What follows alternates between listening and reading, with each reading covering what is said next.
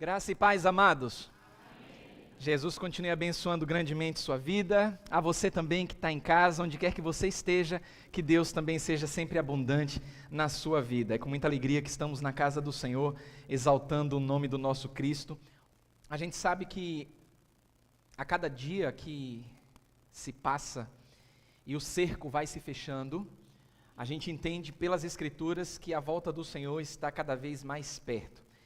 E a gente precisa conhecer o Deus que a gente serve, para que, como a Bíblia fala, aquele dia quando acontecer, a gente não sermos pegos de surpresa. Mas para isso é muito importante conhecer a esse Deus. Que Deus é esse que a gente fala servir, que a gente fala conhecer? Um Deus que muitos não acreditam, e quando você fala que acredita em Deus, alguns se levantam e dizem assim: você é um fanático, porque você está atribuindo uma divindade a um ser humano. Quando você atribui divindade a Jesus e você diz que é seguidor de Jesus, você está atribuindo divindade a um homem, e isso é blasfêmia. E claro que isso não é nada novo, até porque naquele tempo já acontecia isso, e a gente precisa se preservar, olhar para a palavra do Senhor, conhecer mais a esse Deus que a gente serve, porque a Bíblia também diz que nós devemos estar sempre prontos a responder sabiamente a todo aquele que pedir a razão da nossa fé. Então, se lhe perguntarem: você é cristão? Você vai dizer: eu sou cristão.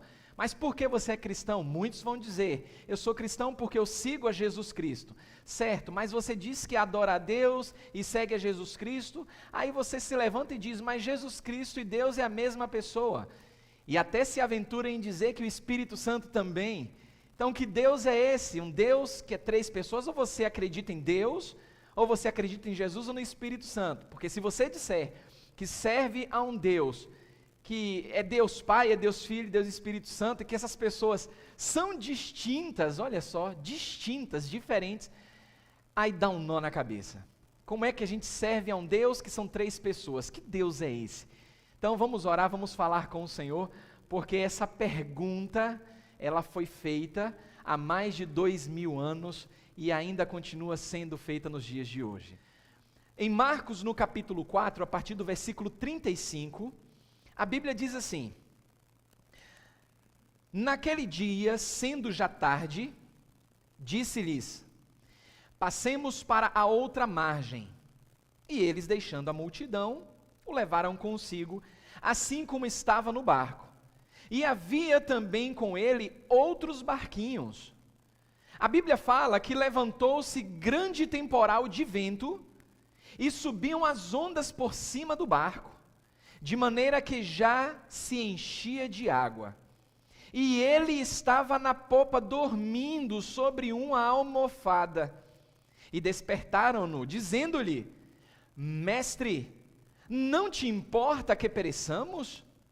E ele, despertando, repreendeu o vento e disse ao mar: cala-te, aquieta-te. E o vento se aquietou, e houve grande bonança. E disse-lhes: por que sois tão tímidos? Ainda não tendes fé? E sentiram um grande temor, e diziam uns aos outros: mas quem é este que até o vento e o mar lhe obedecem? Irmãos, a gente conhece essa passagem, a gente passeia por ela, é importante conhecer, ler e reler, mas mais importante do que fazer isso de forma mecânica, é sermos transportados e vivenciar o momento.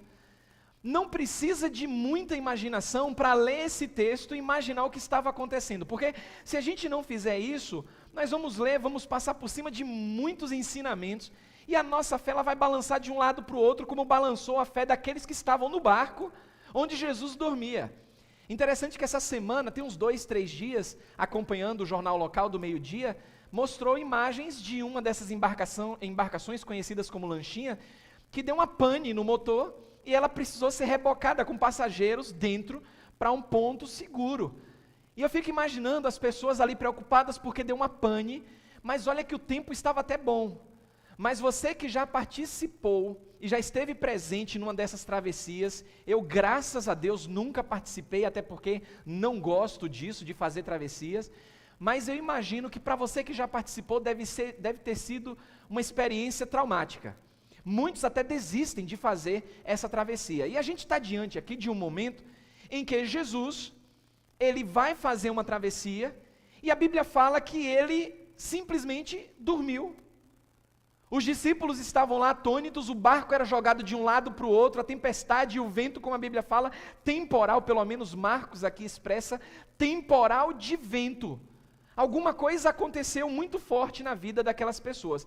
Mas como as pessoas, elas são úteis e não são tão importantes, são úteis, a importância se dá aqui no fato de que Jesus estava ali dormindo. E quando a gente observa nesse texto que Jesus estava dormindo, tem que passar pela nossa mente o que aconteceu com Jesus naquele momento para ele estar dormindo. E aí a gente volta àquelas perguntas do começo que muitos vão dizer para você. Você serve a um Deus, você diz que o seu Deus é homem, e isso não entra na cabeça, porque a visão do mundo de Deus é uma visão sublime, suprema a qualquer ser humano. E nós temos aqui um homem dormindo num barco, e esse homem, Jesus, e que a gente sabe, a gente repete várias e várias vezes, Jesus é 100% Deus, Jesus é 100% homem, mas a gente tem que entender que Deus é esse que a gente serve, porque irmão, se Jesus ele estava dormindo, a gente tem que começar a lembrar como era a vida de Jesus, as suas atividades. Jesus era um homem extremamente ocupado, e como homem, era natural que o seu corpo sentisse algumas necessidades. Necessidades essas que nós sentimos. Nós que trabalhamos, nós que lutamos durante a semana, a gente sente a necessidade de descanso. E a Bíblia fala em vários momentos que Jesus comia, que Jesus bebia, mas também que Jesus se cansava. A gente tem que entender isso, porque para explicar o Deus que a gente serve na pessoa de Jesus, até porque o nosso tema, lembra o nosso tema? Amá-lo, servi-lo, temê-lo, obedecê-lo. Jesus é tudo que eu preciso. A gente precisa entender que Jesus é esse, porque vários Jesus têm surgido ao longo dos séculos. E em uma dessas atividades, Jesus se mostrou muito cansado. Ele se cansava, ele tinha corpo como eu e você, e na verdade Jesus continua vivo em carne, viu? Não se esqueça disso. E nesse momento específico tinha sido um dia bastante exaustivo para Jesus, porque senão pense comigo, Jesus sempre na sua rotina pregando, ensinando, curando, indo de aldeia em aldeia, de região em região, a multidão se acomodando em volta dele, tudo isso é muito cansativo. E o que é que acontece dentro desse texto? Jesus, ele vai para o barco, ele improvisa uma almofada, não são almofadas confortáveis como as que nós temos nos dias de hoje, e a Bíblia diz que ele cai num sono profundo, no meio de uma travessia. Meus irmãos, o sono de Jesus, dentro desse contexto aqui, foi tão profundo, que Jesus não despertou mesmo com um barco sendo jogado de um lado para o outro. Tem gente que tem um sono leve, tem outras pessoas que têm um sono muito pesado. Mas imagine no meio de uma tormenta, a Bíblia fala que Jesus nada faz. E a gente precisa começar a imaginar o que era que estava acontecendo naquele momento, porque o sono foi tão profundo de Jesus, que mesmo com as ondas batendo de um lado para o outro, que a gente conhece como toró, não foi suficiente para acordar o nosso mestre e o nosso Senhor. E a situação era desesperadora, e a gente agora, olhando para Jesus, descansando no barquinho, a gente tem que voltar as nossas atenções para os discípulos, porque tinham visto Jesus fazer milagres, tinham ouvido Jesus falar, estavam com Jesus o tempo todo, e mesmo assim eu fico imaginando aqueles olhos arregalados, assustados, no versículo 38 de Marcos capítulo 4, Senhor, salva-nos. A minha versão ainda traz assim, ó, vamos afundar. Como é que está aí na sua versão? Desperta, Senhor, acorda. O Senhor não se importa que a gente está perecendo aqui. O Senhor como é que consegue dormir em meio a tudo isso que está acontecendo? E aí Jesus, então, ele desperta do sono tranquilo, em meio à tormenta, ele lança de lado aquela sua almofada improvisada, encharcada, fica imaginando aquele monte de coisas para tentar Jesus tirar um cochilo. Jesus se levanta, ele dá ordem ao vento, e o que é que acontece? Tudo se acalma. Ele só fala uma vez.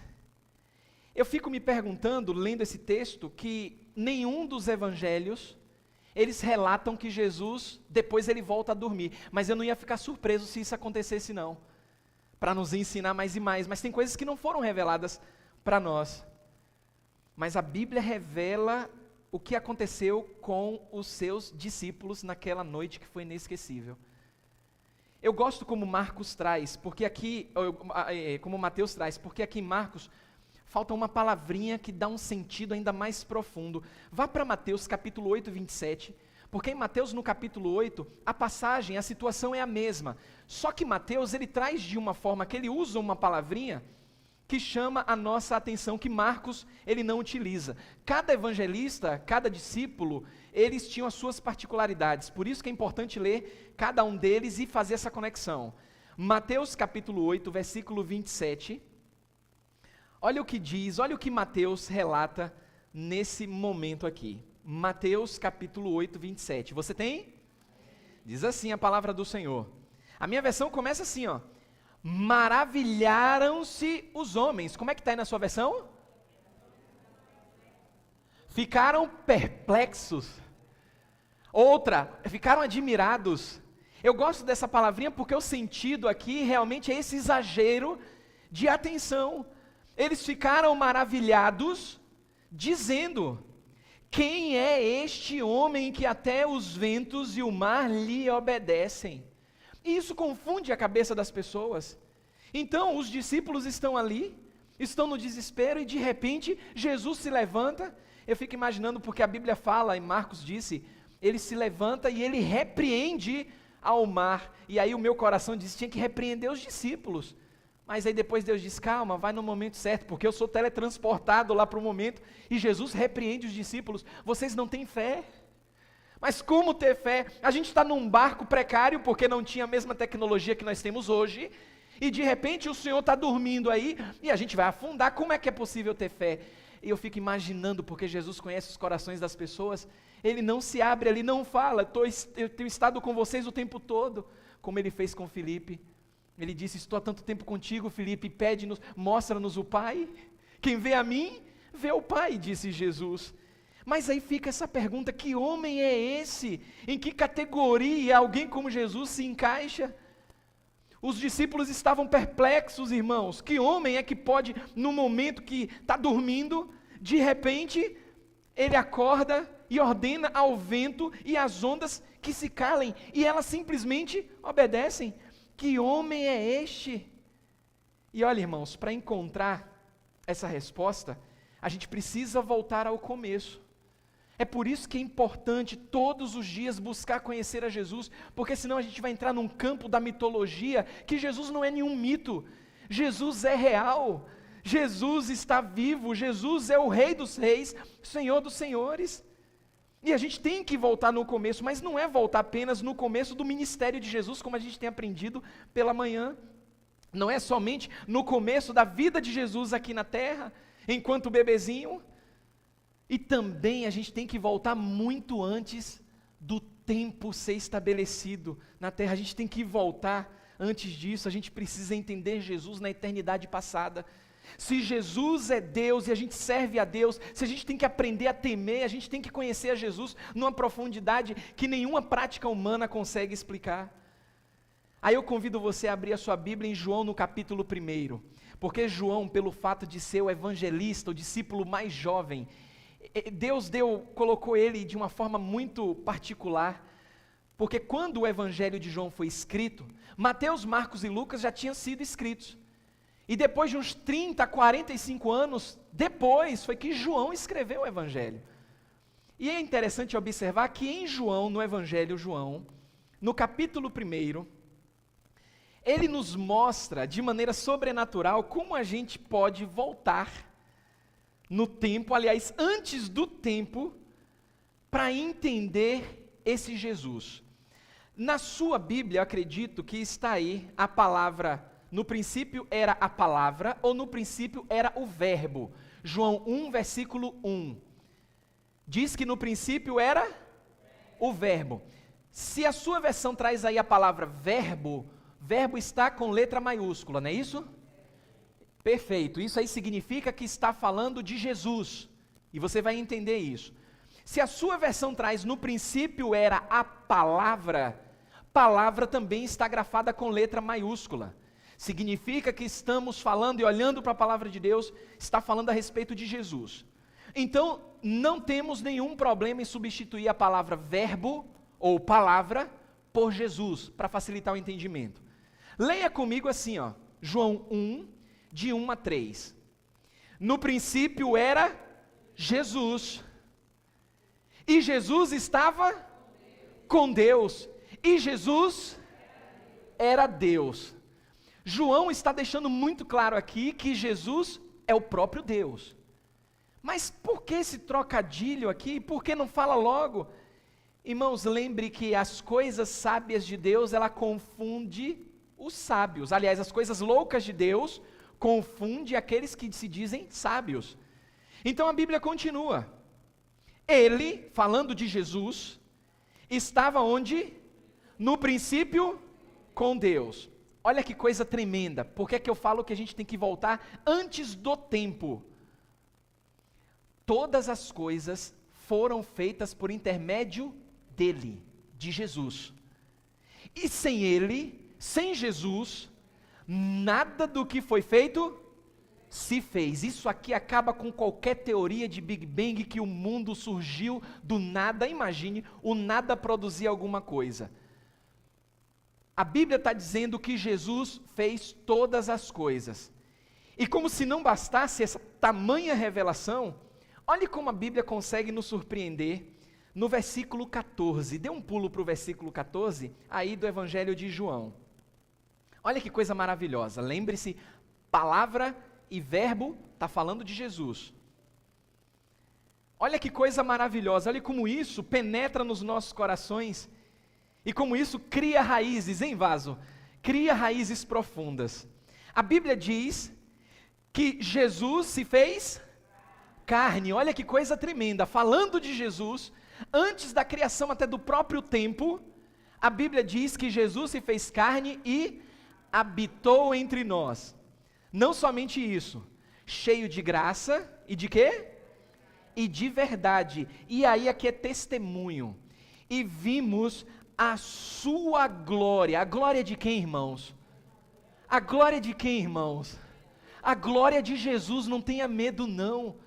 Se Deus diz lá no Velho Testamento, eu não divido a minha glória com ninguém, e João está dizendo que viu a glória de Jesus, e Jesus não o repreende, e temos esse texto preservado.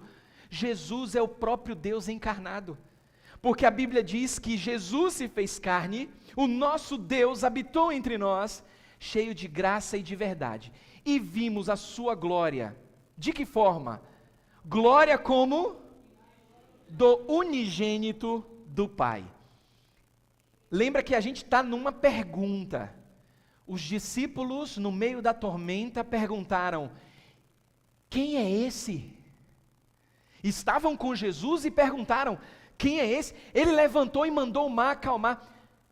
Os discípulos já tinham visto Jesus fazer milagres, e mesmo assim perguntaram: quem é esse? Quem é esse? A Bíblia está dizendo aqui a respeito dessa glória revelada do unigênito do Pai. Só uma perguntinha para vocês aqui, para você que está me acompanhando. Quando você ouve essa palavra unigênito, no contexto bíblico, o que é que você entende por unigênito? Me diga aí. Único. Que Jesus é o quê? Filho único de Deus. Maravilha. O que é que vem mais na sua cabeça quando você ouve essa palavra unigênito? Repare que esgotam as possibilidades. Se a gente está falando, estamos perguntando, estamos com os discípulos: quem é este? E a Bíblia revela que vimos a sua glória, glória como do unigênito do Pai. A gente tem que entender o que é que significa unigênito. Eu tenho um único filho, está ali sentadinho, me deu um legalzinho ali, está ali de boas, prestando atenção. Meu filho é meu filho único. Eu sou o primogênito da minha mãe. Quando eu uso essa palavra primogênito, o que é que você entende? Eu sou o primeiro. mas não sou o único. Eu sou o primogênito da minha mãe. Tenho mais 2 irmãos. Quando a Bíblia fala que Jesus é o unigênito, não significa que ele é o primogênito, porque ele não tem... mas na semana passada aqui o pastor falou a respeito de Judas, irmão de Jesus. Nosso irmão Sérgio mencionou a respeito de Tiago, que também foi irmão de Jesus, e a Bíblia fala que Jesus teve vários irmãos. E agora? Unigênito ou primogênito? Há irmãos na fé, mas espera lá. Então a gente precisa entender o que significa unigênito. Vai muito além de ser único. Marcelinho é meu filho único, mas não é unigênito. Agora foi que deu. Que Deus é esse? Que homem é esse? Por que Marcelinho é meu filho único, mas não é unigênito? Porque a natureza de Marcelinho é comum à minha natureza e comum à sua natureza. Qual é a nossa natureza? A nossa natureza é o quê? No 5º dia, Deus, e Jesus, claro, criou os animais. No 6º dia, a Bíblia fala que fez quem? O homem e a mulher. Então, nós somos diferentes dos animais. Nós somos o quê? Humanos. Então, a nossa natureza, ela é humana. Marcelinho é meu filho único, mas não unigênito, porque ele compartilha da mesma natureza humana. Irmãos, isso aqui é surreal. Jesus é único em sua natureza. Jesus é único em sua categoria. É por isso que os discípulos, todos molhados, com os olhos esbugalhados, estavam perplexos, porque Jesus desafiou a nossa categoria. Por isso que os discípulos, de forma muito confusa, eles perguntaram: quem é este homem? Os discípulos não foram capazes de encaixar Jesus em nenhuma categoria, porque Jesus era único na sua natureza. Quando alguém disser, vocês seguem um Deus que morreu, que Deus é esse que morre? Morreu sim, a Bíblia fala, lá em Apocalipse, eu sou o alfa, Jesus dizendo, eu sou o alfa e o ômega, o princípio e o fim. E aí tem a partezinha final, diz lá que muita gente não percebe. Estive morto, mas agora vivo. Todos os outros deuses morreram, ou são mitos. Os seus seguidores foram juntos com eles. Nós não. Por isso que os discípulos ficaram perplexos. Ele desafia este homem. Ele desafia toda a natureza humana. Ele deu ordem e o vento cessou. Ele mandou e o mar se acalmou. Os discípulos, irmãos, não foram capazes, na sabedoria humana, de encontrar uma categoria para Jesus, porque somente Jesus é Deus homem. Não há outro. Jesus é Deus, sim, mas em carne também.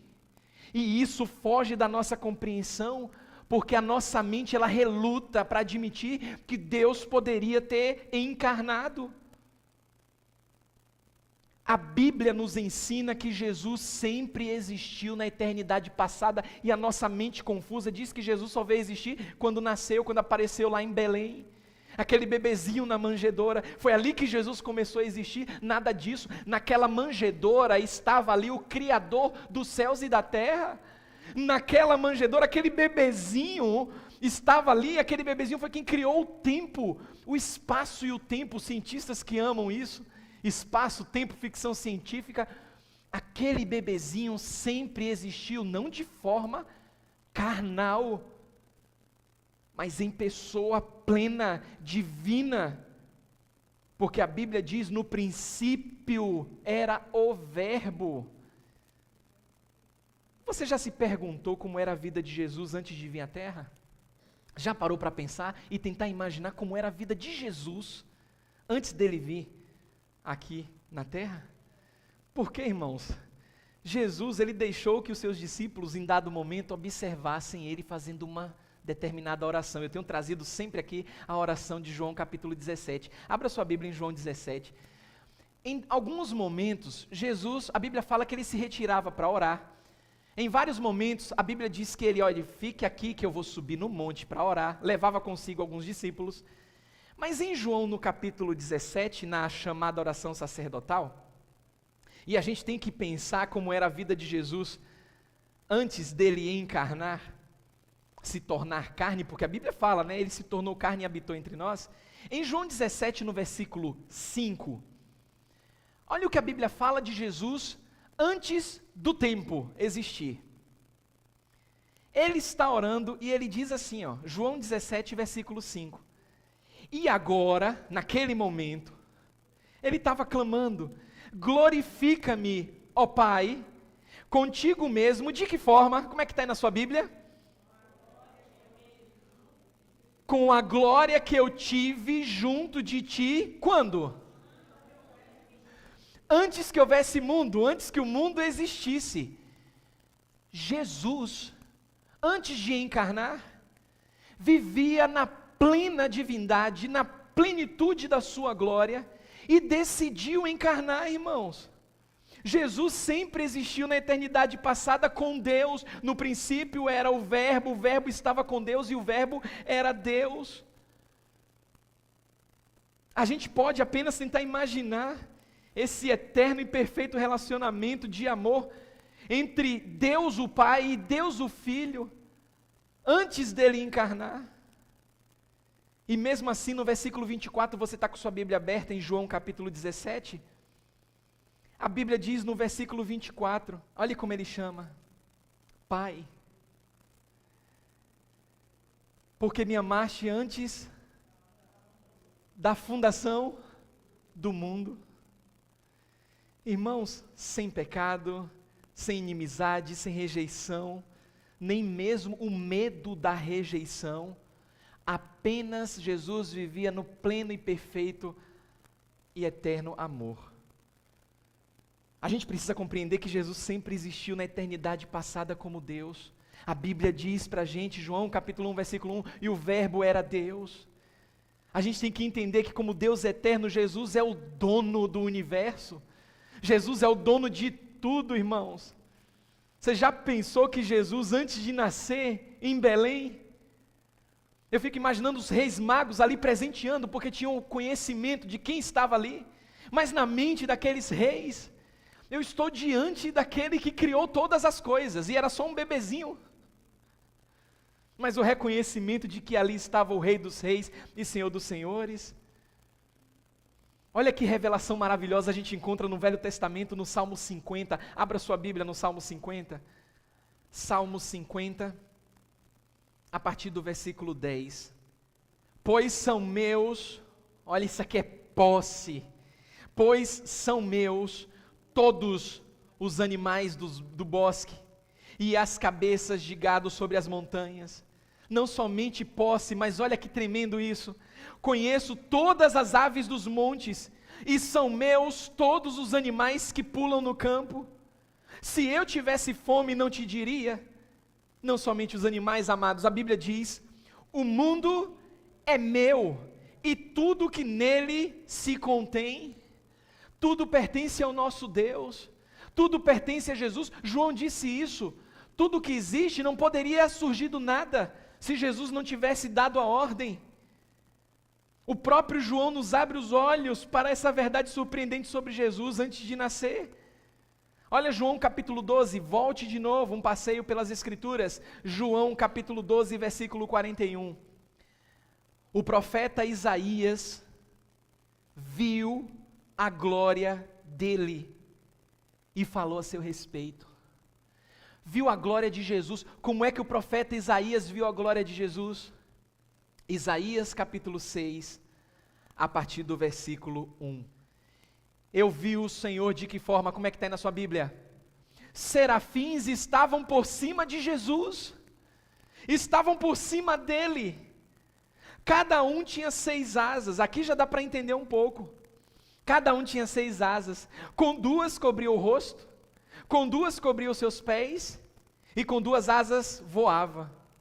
E clamavam uns para os outros, dizendo: Santo, Santo, Santo é o Senhor dos exércitos, toda a terra está cheia da sua glória. Irmãos, que encontro impressionante! A minha mente não consegue compreender, porque todas as vezes que eu me deparo com o texto de que alguém pudesse contemplar essa glória, a Bíblia descreve que ele cai como morto. E aqui a gente tem essa visão deslumbrante do profeta.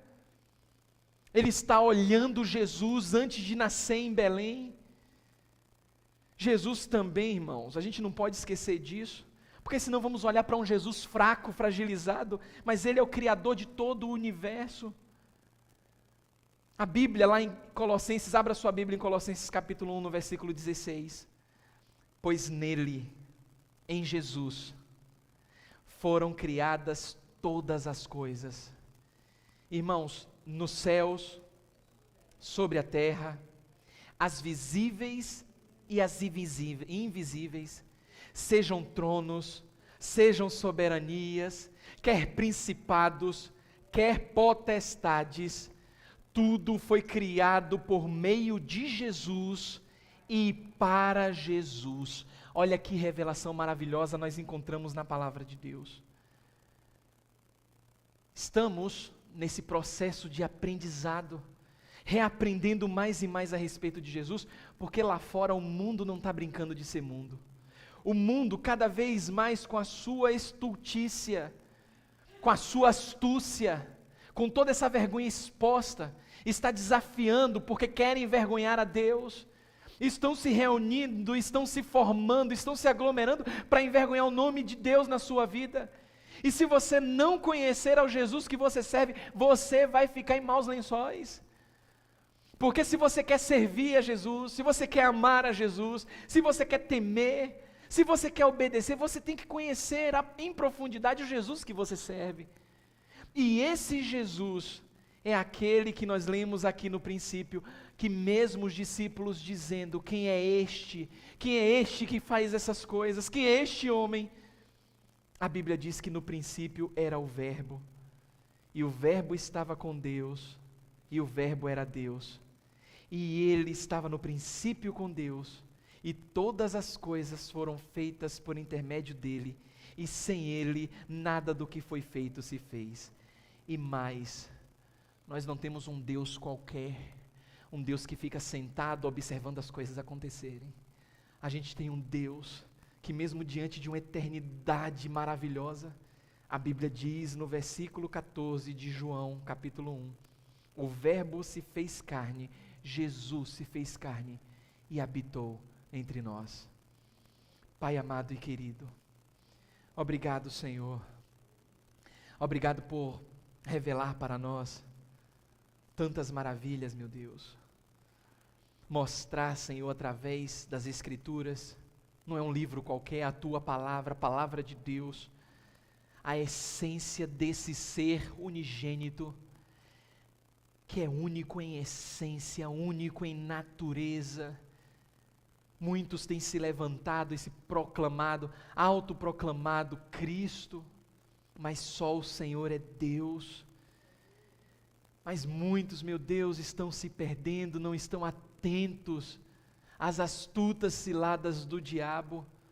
Muitos estão sendo envergonhados, Senhor, porque não conhecem o Senhor com profundidade. Mas louvado seja o Teu nome, que maior é aquele que está em nós do que aquele que está no mundo, Senhor. E sabemos que a cada dia, Senhor, mesmo com as nossas dificuldades, fraquezas e limitações, o Senhor está sempre conosco, pois revelou na Tua palavra que nunca jamais nos abandonaria, Senhor. Ó Deus, traz à memória, Senhor, tudo aquilo que nos dá esperança e revela aos nossos corações, Senhor, preceitos maravilhosos da Tua palavra, para que possamos, Senhor, por meio deles, nos fortalecer, porque os dias são maus, Senhor. Meu Deus, abençoa as nossas famílias, os nossos amigos, Senhor, aqueles que nos cercam, ó Pai, e que ao olharem para as nossas vidas, possam contemplar o unigênito do Pai, porque importa que Ele cresça e que nós venhamos a diminuir. Obrigado, Senhor, por este momento, por mais um domingo, domingo de ressurreição, porque é o primeiro dia da semana e é inevitável, Senhor, não associar o primeiro dia da semana com esse marco que é a base, a fortaleza da nossa fé. O Senhor ressuscitou e está vivo. Obrigado, Jesus. Obrigado, Jesus. Obrigado, Senhor. Obrigado, Pai. Nós exaltamos o Teu maravilhoso nome, ó Deus, na dependência do Espírito Santo, porque é no nome de Jesus que nós oramos. Amém e amém. E que a graça do Senhor Jesus Cristo, que o amor de Deus e a comunhão do Seu Santo Espírito esteja com cada um de vós. Após as orações silenciosas, nós estamos finalizando a atividade de culto nessa noite. E você que nos acompanhou do seu lar, onde quer que você esteja, que Deus te abençoe.